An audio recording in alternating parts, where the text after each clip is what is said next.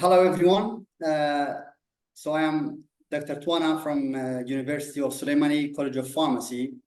So I'll be talking about some of the work that we have published recently. So basically, it just includes like two recent articles that we published. Some of the work actually is dating back, as Vitaly mentioned, to the time when I was in the University of Reading just a few years ago. And some of the work actually is just we recently published it. It was the work of one of my master students. So the title of my talk is Synthesis and Evaluation of Novel Chitosan Nanoparticles. So that's the title. So we basically talk about some mucosal nanosystems, so mucosal nanodrug delivery systems. So first, as an introduction, we have like three general types of the formulations which are like used for the drug delivery through the mucosal route. So we have conventional formulations. So if you look at this figure here, it's just for example, a solution of a drug. For example, it just is a type of the dosage form that will actually either pass through the mucosal layer and then it reaches to the like epithelial layer and then to the blood circulation.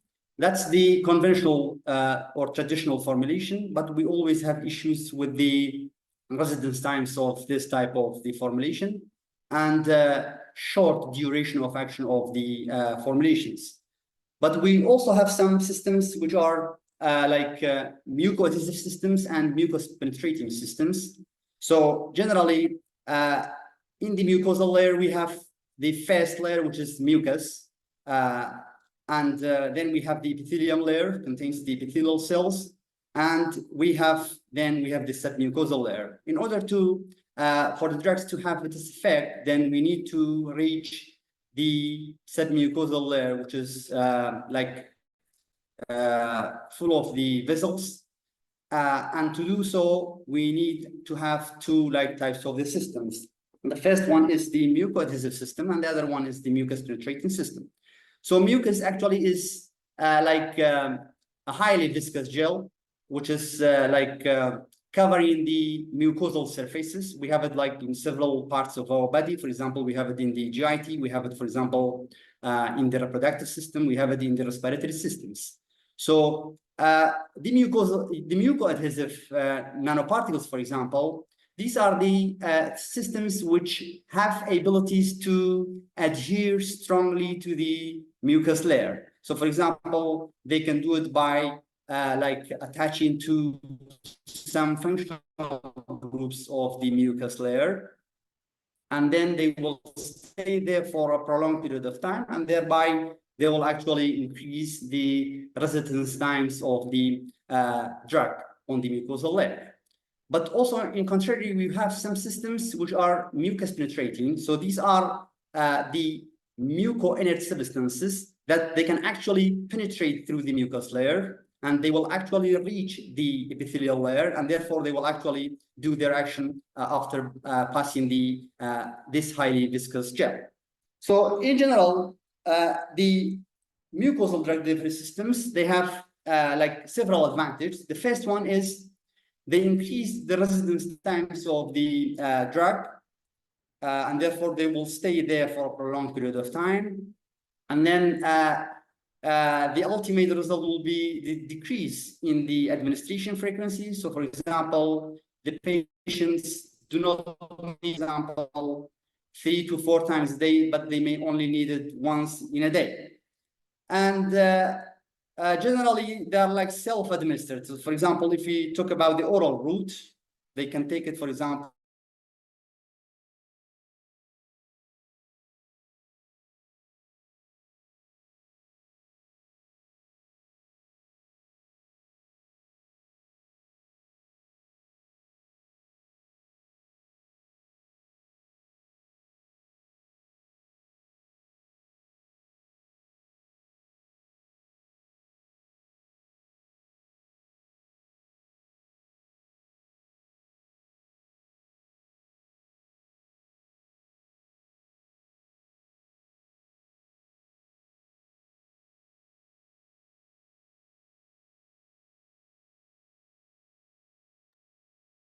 looks like a connection problem here.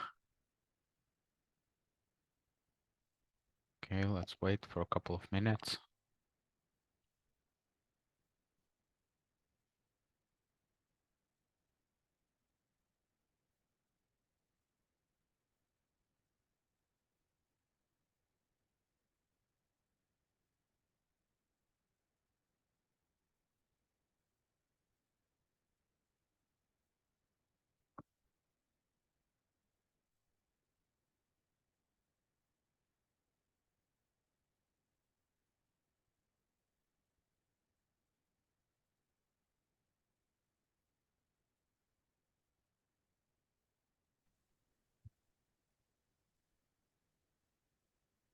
Hi, Vitaly. Hi, hi.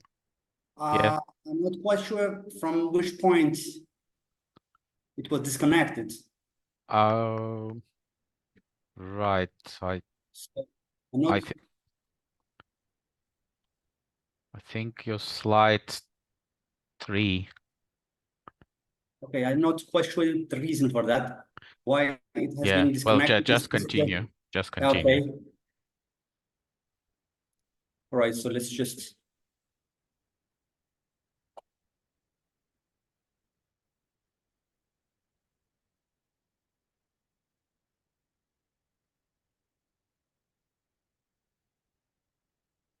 Vitaly, sorry, is it showing up now? Yeah. Or? Yeah, but not in the presentation mode. So you need to switch to presentation. Yeah. Okay, yeah, it's fine. Yeah, I'll do it.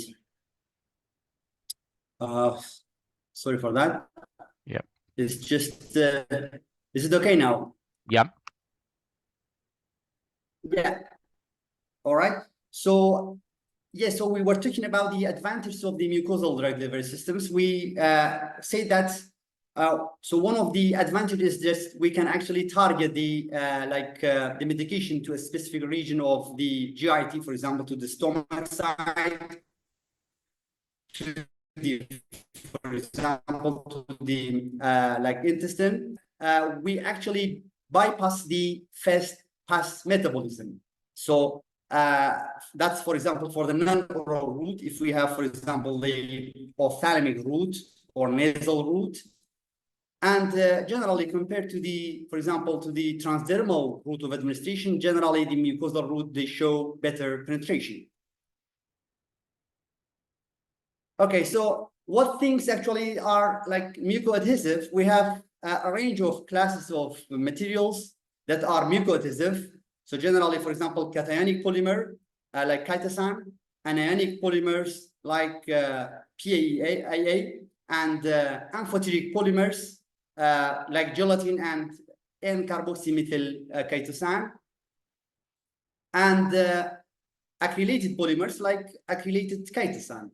And we also have thiolated systems which have been pioneered by Professor Benkow-Schluck. So the materials which are mucus penetrating, we have a range of materials like polyethers, for example, the typical example like derivatives, different types of poly-2-alkyl 2-oxazolines, so like POS or polyoxazoline, and we have some non-ionic polymers like PVA and polymers with some hydroxyl side groups like PHA, which will be some part of our work. And we also have some systems which are decorated by some proteolytic enzymes. So these enzymes actually will degrade the mucin macromolecules, and thereby they will actually have some enhanced penetratability through the mucus layer. Right. So regarding the chitosan, we have some problems when we want to use chitosan in mucosal drug delivery systems. So these are actually the the areas of the research or studies around the use of chitosan in mucosal drug delivery system. Generally, we have three main issues. The first one is limited mucoadhesivity of this agent. It's just not strongly quite strong mucoadhesion properties, and is only like mucoadhesive at a particular pH. So it doesn't work, for example, as mucoadhesive material at some pH. Another reason for limitation of the use of the chitosan is low mucus penetrating power. So we are interested in this area as well. So we made modification of chitosan in order to make it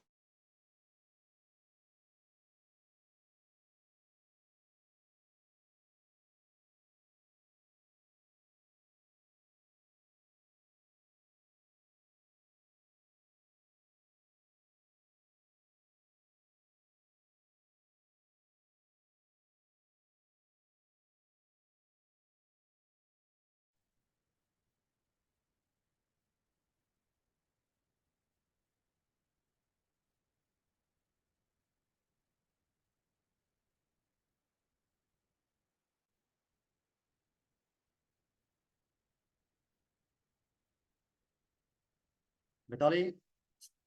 Yeah, yeah, continue. I don't know why there is this disconnections. I don't know why. What's the problem actually?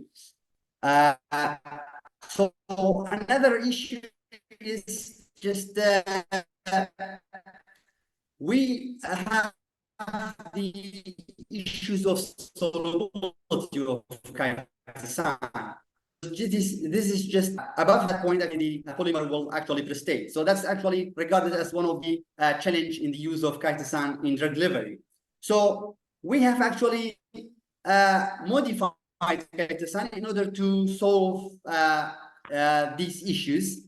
So for example, we modified chitosan with the use of some like nanionic polymers like PEG, carboxyl terminated PEG. So we made the PEG chitosan or pegylated chitosan, and we also have PHEA like polymer. We made PHEA chitosan grafted polymer, and we have carboxyl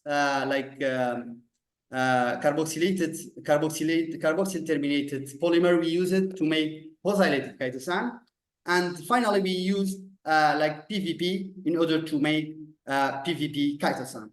So after the full characterization of the grafted polymer, we did some pH solubility study on these grafted polymers, and the interesting finding was that all of these modified chitosan were fully soluble at a wide range of pH. However, the unmodified chitosan was precipitated when the pH was raised to 7, from 7, and beyond that, it just fully precipitated.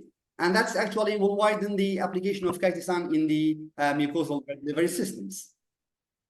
So now we used actually this grafted polymers in order to make the nanoparticles. So we used very simple technique, which is ionic gelation.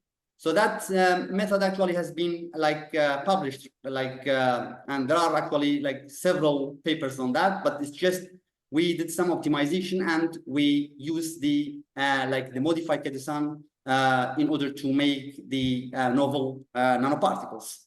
So it's just the particles actually have been prepared by the cross-linking between the sodium tripolyphosphate, which is an ionic cross-linker, with the cation, which is the polymer, which is the chitosan and the modified chitosan. So then we actually have we did the size characterization by dynamic light scattering. So the size of these particles were around between 130 to 150. The unmodified chitosan were slightly bigger, and they were more polydispersed compared to the modified chitosan. And the zeta potential was for the unmodified chitosan was around 25, and then we have a decrease in the zeta potential for the modified chitosan. Then we also have analyzed the size compared with that we obtained with the TEM. they were around like between 30 to 43 nanometers generally. We use this micrographs to generate the data for the TM analysis. Modified Chitosan and different modified Chitosan. So the particles are like nearly spherical generally. We have observed some like aggregation for the unmodified Chitosan, but generally the modified Chitosan, they were like homogeneous individual nanoparticles around, were distributed evenly as shown in the figures. Then in order to do the diffusion study through the mucin and later on for the like mucosal penetration study, we should have labeled nanoparticles in order to actually visualize them. So for that, we did like fluorescent labeling of the chitosan. So the grafted, we actually made the particles with the same principle as for the unlabeled chitosan. So then we characterize the nanoparticles by NTA. So that's the data for the labeled chitosan, modified chitosan, and unmodified chitosan. So in NTA, we actually can visualize the fluorescent particles. We can actually plot. So in case of the fluorescent mode, we only see the fluorescent particles, which are moving. And then we can actually get the size data and also the diffusion capacity of the particles. So here it's just, it shows the particle size distribution of the particles. So it has some agreement with the DLS data, but usually the mode size analysis will be used when we have NTA analysis. Then later on, we used bovine submaxillary mucin dispersion. So we actually mix these particles, so unmodified particles with modified particles with mucin solution, and then we actually like look at the particles like movement. We can track the diffusion of the particles in the mucin dispersion. So here it shows us that the unmodified chitosan nanoparticles, they showed less like diffusivity because their diffusion coefficient was like smaller compared to the modified chitosan nanoparticles. So interestingly, the PVB chitosan nanoparticles was like more like diffusive compared to the PHEA, and PEG also chitosan nanoparticles was also more diffusing compared to the PHEA nanoparticles. So this figure actually will show you the nasal mucosa penetration in the sheep model. So we have used this nanoparticles. We incubated them on the nasal mucosa of the sheep, and then we actually characterize or analyze the fluorescence intensity and depth of the penetration of the nanoparticles through the nasal mucosa of the sheep. So this will actually show you the quantitative analysis of the data,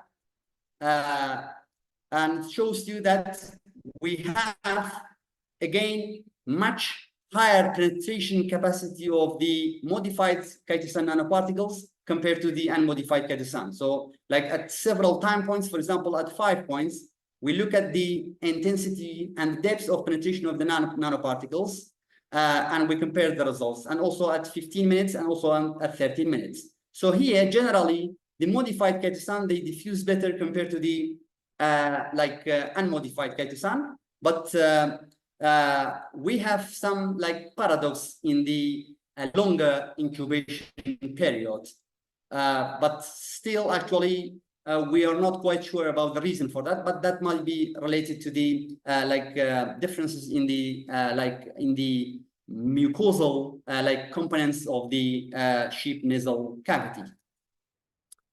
So that's actually the first part of our talk. Now we just move on the other type of the system, which is methacylated chitosan. So here we actually modified chitosan with another like mucoadhesive polymers. So this study has been actually recently published, but we have actually the origin of the work was related to one of the work of our former group member. So they showed us that mucoadhesive, the methacylated chitosan, it has some mucoadhesive property, but it was not known if we are actually able to prepare chitosan nanoparticles from this methacylated chitosan, and it was not able. We were not sure whether the methacylated chitosan actually is having like superior mucoadhesivity when it is formulated as nanoparticles or not. So that the aim of this study was just to compare the mucoadhesive strengths of methacylated chitosan nanoparticles with the unmodified chitosan nanoparticles. So that's the scheme of the reaction of the formation of the methacylated chitosan. Is a like single-step reaction with the use of methacylated methacrylic anhydride, and then again we use the same technique for the preparation of the nanoparticles. But here we just actually there is a difference, which is the addition of the drug, which is the we use it as the model drug, which is ciprofloxacin. So we dissolve the drug in chitosan solution and methacylated chitosan solution, and then we add the TPP to the chitosan solution containing ciprofloxacin. Then these systems actually we characterize them with DLS. Usually the average size of these systems were around like between 150 to 100 for modified chitosan, but the methacylated chitosan, they showed some aggregation and some actually increase in the size. So if you look at the PDI of methacylated chitosan nanoparticles, they were actually like larger compared to the modified chitosan nanoparticles. The loading capacity was between 9 to 16. There are some differences between the loading capacity of these two types of the systems. We use NaCl actually just as a stabilizer, but we didn't observe too much difference between the size if we use it or if we didn't use it. Then we actually analyzed the release profile of this type of the nanoparticles in simulated gastric fluid in pH of 1.2. The model drug, the free drug actually showed a fast release in like around like 80 minutes. We almost have like 100% of the drug is released, but the nanoparticles actually showed the sustained release. So if we compare the methacylated chitosan with unmodified chitosan, we observe that methacylated chitosan, they showed some extended release compared to the unmodified chitosan nanoparticles, which might be due to it is like more hydrophobic character of the methacylated chitosan compared to the unmodified chitosan.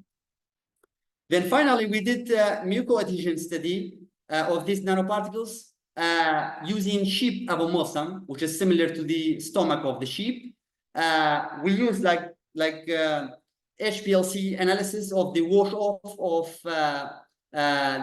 so we applied actually the nanoparticles on the mucosal layer of the sheep gastric mucosa, and then we actually analyzed the content of ciprofloxacin in the washed fluids. So what we got is just methacylated chitosan. Generally, it showed much better mucoadhesive character compared to the unmodified chitosan, which is due to it is like ability to covalently bond to the mucosal layer of the sheep abomosum. And then at the end, as we conclude that we actually made like several chitosan nanoparticles with potential ability to deliver drugs through the various mucosal membrane. And we still need further optimization of the mucus penetrating properties of these systems, for example,